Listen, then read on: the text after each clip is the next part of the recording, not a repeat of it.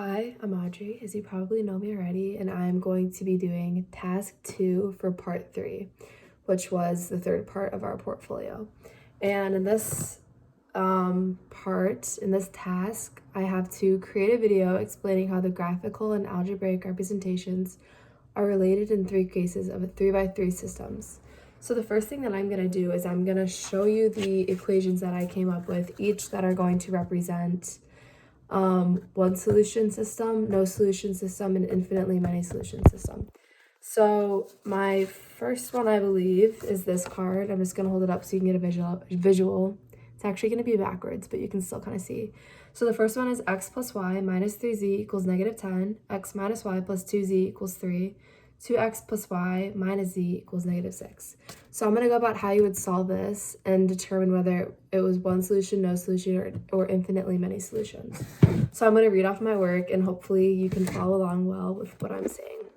So the first thing that I did was I found a variable I wanted to eliminate with 2 of the equations in my system.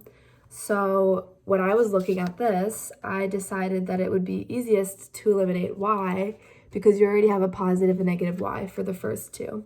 So after doing that process, I ended with the equation 2x minus z equals negative 7. Now, the next thing that I did was I used x minus y plus 2z equals 3 and 2x plus y minus z equals negative 6, which are the bottom 2. And I eliminated y and I got 3x plus z equals negative 3.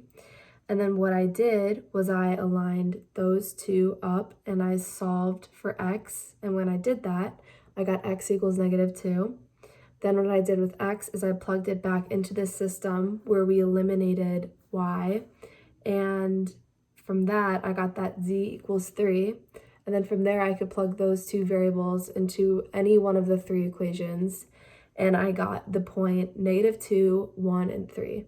So in this situation for number 1, you would end up getting one solution, which is where the planes are all intersecting together at a point.